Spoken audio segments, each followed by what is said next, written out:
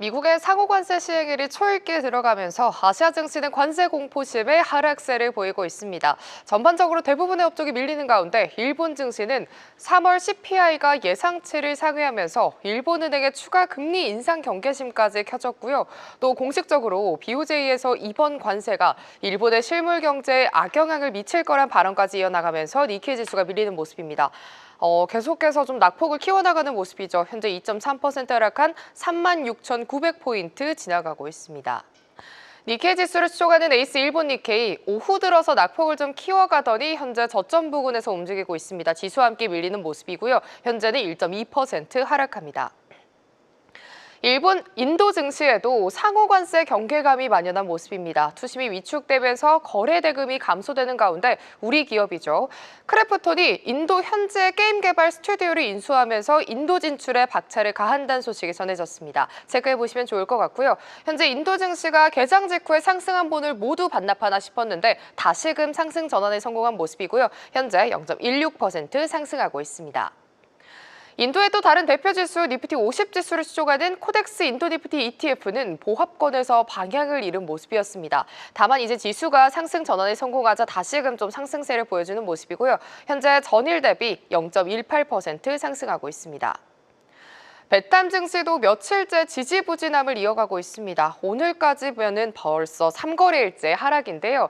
현재 지수는 1320포인트에서 맴돌고 있습니다. 그래도 아슬아슬하게 하단을 지지해주면서 1420포인트 지지해주고 있는데 마감까지 좀 이어질지 체크해보시면 좋을 것 같고요. 현재 VN 지수 0.2% 하락하고 있습니다. 해당 지수를 추종하는 에이스 베트남 VN ETF도 지수 따라서 3거래일 연속 하락세를 보여주고 있습니다. 현재는 지수보다 더 큰 낙폭을 그려내면서 0.53% 하락합니다. 대내외 불확실성이 심화되는 가운데 대만 가권지수 역시 큰 낙폭을 좀 그려내고 있습니다. 반도체부터 AI, 자동차 등 주요 업종의 하락에 오후가 돼서도 하락폭을 줄이지 못하고 저점 부근에서 맴돌고 있는데요. 현재는 낙폭 더 키워갑니다. 1.59% 하락한 21,601선 지나가고 있습니다. 지금까지 아시아 주요 증시 시황 전해드렸습니다. 네, 하나증권 김성은 연구원 전화로 연결합니다. 연구원님 안녕하십니까? 안녕하세요. 하나증권 김성원입니다. 네, 오늘 아시아 증시 전반적으로 분위기가 좋지 않은데 중국도 마찬가지인 것 같네요. 네, 오늘 중국 증시는 오전장에 이어 하락세를 이어가고 있습니다.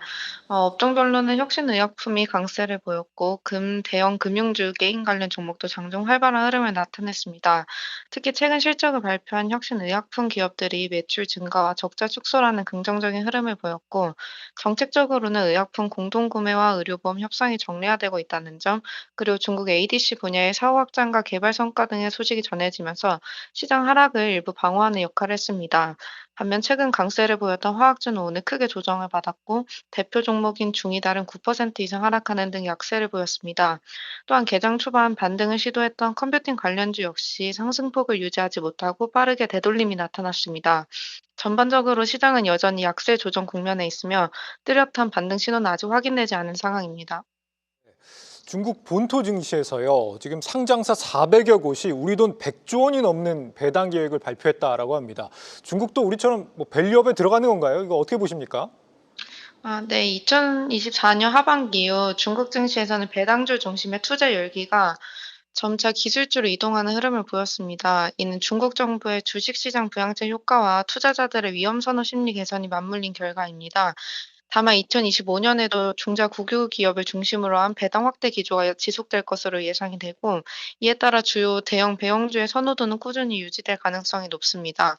특히 기술주 랠리에서 상대적으로 소외된 에너지, 통신, 은행 등 국유 기업들은 순환매 차원에서도 다시 주목받을 여지가 있습니다. 또한 주요 실적 발표 시즌마다 증시가 변동성을 보이면서 배당주의 비중이 확대될 것으로 전망이 됩니다. 이에 따라 저희는 2025년 한 해 동안 핵심 배당주와 기술주를 균형 있게 활용하는 전략을 추천드립니다. 두 섹터가 교차 상승하는 흐름을 활용해 시장 변동성과 대내 불확실성에 대응하면서도 초과 수익을 실현할 기회가 될 것입니다. 네. 시진핑 주석이 오늘 이 글로벌 CEO들과 회동을 가졌다. 여기에 이제 이재용 회장도 참석했다라는 소식이 우리한테는 또 중요한 이슈였는데 이번 만남에 어떤 의미가 좀 있다고 보세요? 네, 금일 오전 시진핑 주석이 글로벌 공상 대표당을 접견을 했고요. 삼성 이재용 회장도 해당 회동에 참석한 것으로 알려졌습니다. 투자자들이 가장 먼저 주목한 부분은 이번 회동에 어떤 기업들이 참석했는지입니다. 중국 정부는 지난 2월 민영기업 자담회를 통해 내부적으로 민간 기업들의 투자 심리를 먼저 자극을 한 바 있습니다. 이번 글로벌 CEO 회동은 그 연장선에서 외국 기업들의 중국 투자 재개와 복귀를 유도하려는 시도로 해석이 됩니다. 일각에서는 트럼프 2기 체제에서 미중 갈등이 심화될 가능성을 염두에 두고 다국적 기업에 대한 중국의 압박이라고 보기도 하지만 이는 상징적인 의미에 가깝습니다. 실질적으로 중국은 외국 기업들에게 보다 우호적인 태도를 보이면서 자국에 유리한 방향으로 유연한 접근을 취할 가능성이 큽니다. 시진핑 주석은 외국인 투자자들이 가장 좋아하는 목적지로 중국에 남겠다고 말하기도 했습니다. 실제로 2024년 중국의 FDI는 전년 대비 27.1% 급감하면서 2023년 8% 감소에 이어 2008년 이후 가장 큰 폭의 하락을 기록을 했습니다. 개방 정책에도 불구하고 투자 유입은 여전히 불확실성이 큰 상황입니다. 따라서 이번 다국적 기업 CEO 회동은 하반기를 대비한 사전 포석으로 외국 기업들의 탈중국 움직임을 완화하려는 시도로 볼 수 있습니다. 네, 연구원님 오늘 말씀도 여기까지 듣겠습니다. 말씀 잘 들었습니다. 감사합니다. 네, 하나증권 김성은 연구원이었습니다. 아시아 증시 주요 뉴스입니다. 중국의 유명 매체 환구시보가 이례적으로 한국 드라마 폭삭 소가수다를 극찬하며 한알령 완화 가능성이 지쳐졌습니다. 환구시보는 김치와 한국의 중국 기원서를 옹호하는 등 한국을 자극하는 보도가 많은 중국 매체입니다. 해당 매체의 태도 변화에 한알령 완화 청신호가 켜졌다는 분석이 지배적입니다. 중국 스마트폰 업체 화웨이가 소프트웨어 개발 및 칩 생산 증가에 힘입어 호실적이 전망되고 있습니다. 그간 부진한 실적을 뒤로하고 이번에 매출 정점으로 복귀할 전망이 우세합니다. 화웨이는 자세하게 공개하진 않았지만 소비자 사업이 성장세로 돌아왔고 자동차 시장 진출도 급격한 확대를 맞이했다고 밝혔습니다.